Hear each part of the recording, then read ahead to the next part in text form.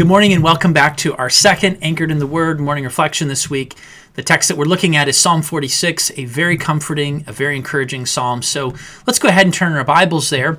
And as we read this passage, we're going to zero in on an important topic, and that is God's presence with us in difficult times.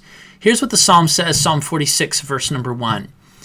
God is our refuge and strength, a very present help in trouble. Therefore will not we fear, though the earth be removed, and though the mountains be carried into the midst of the sea. Though the waters thereof roar and be troubled, though the mountains shake with the swelling thereof. Selah. There is a river, the streams whereof shall make glad the city of our God, the holy place of the tabernacles of the Most High. God is in the midst of her. She shall not be moved. God shall help her in that right early. The heathen raged, the kingdoms were moved. He uttered his voice, the earth melted. The Lord of hosts is with us. The God of Jacob is our refuge. Selah. Come, behold the works of the Lord, what desolations he has made in the earth. He maketh wars to cease unto the ends of the earth.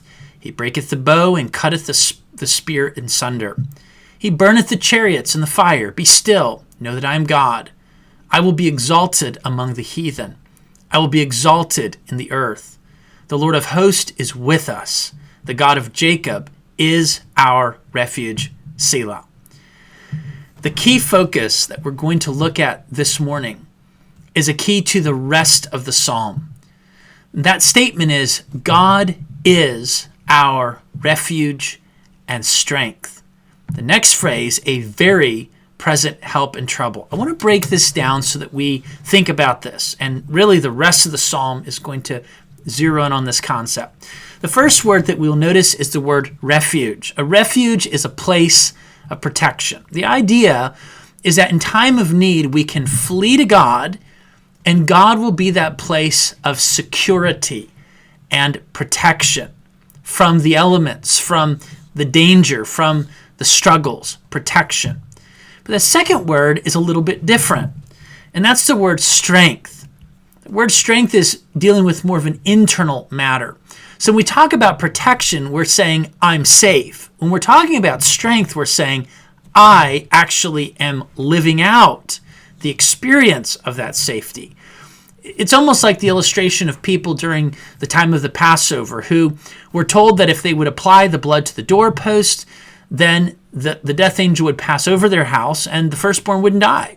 Well, there are many people in Egypt that obeyed what God said. They believed the message and they applied the blood to the doorpost. And that night, some of those people slept soundly because they knew they were safe. Others, who were as safe as those who were doubting, who had the blood applied to the doorpost, were very fearful. What's the difference? They were both safe. God is their refuge. But they were both not strong, that internal comforter. The third thing I want to mention is this statement, he is a very present help in trouble.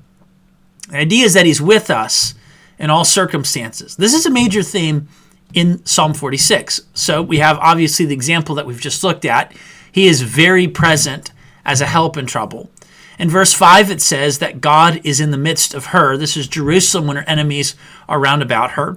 Verse 7, it says that the Lord of hosts is with us.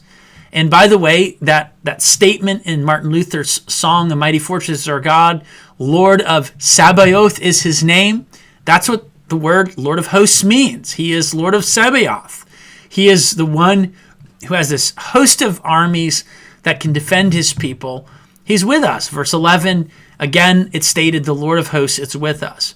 So a major theme is that when we are going through trouble and struggle and difficulty, God is a refuge, God is a strength, and God is present. He is with us in those circumstances.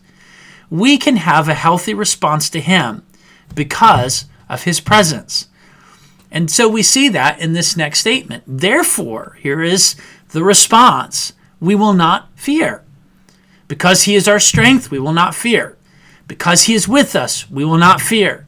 Because he is our refuge, we will not fear.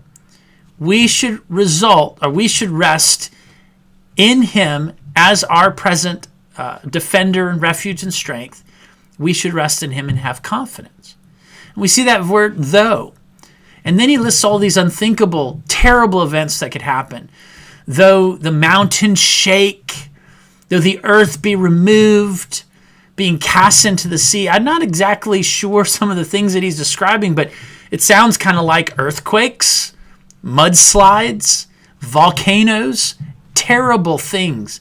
Things that would just terrify you if you were to see them take place. He says, this doesn't matter what's going on around me. God is my refuge. He is with me. He is my strength. I will not fear. What an amazing and important response. Despite all of the unthinkable things we can experience in life, we can and we should trust God. And I want to give you some examples in our closing that I think will help you. The example that I think of, first of all, is Joseph. Psalm 39, verse 2, it says, and the Lord was with Joseph, and he was prosperous. The question is, with him when? Despite being betrayed by his brothers, who were willing to kill him, but instead decided to sell him as a slave to their cousins. He ends up enslaved in Egypt, working in Potiphar's household, but it says God was with him and he prospered. That's what we're talking about. Or again in chapter 39, verse 21, it says, but the Lord was with Joseph and showed him mercy and gave him favor in the sight of the keeper of the prison, despite him being imprisoned, despite him being falsely accused by Potiphar's wife. Here is Joseph doing the right thing. And Potiphar's wife lies about him. He ends up in the prison. What does he say? What does the text say? But God was with him. God showed him favor and gave him favor in the sight of the keeper of the prison. God's presence matters. And then I think of the story of Daniel. Daniel chapter 1, verse 9. Now, God brought Daniel into favor and tender love with the prince of the eunuchs.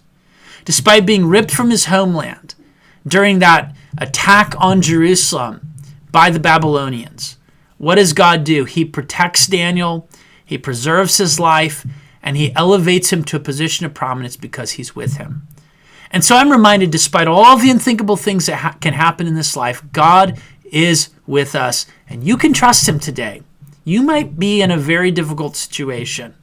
I don't want to in any way diminish the weight of what you are feeling and experiencing, but I can tell you that God is not off in the distance looking at you with this callous disposition, but in fact, he's with you. He loves you. He will never leave us. He will never forsake us. He is the same yesterday, today, and forever. Trust him. Rest in him. Don't fear. Have a blessed rest of your morning, Lord willing. We'll meet again tomorrow as we keep working our way through Psalm 46. Bye now.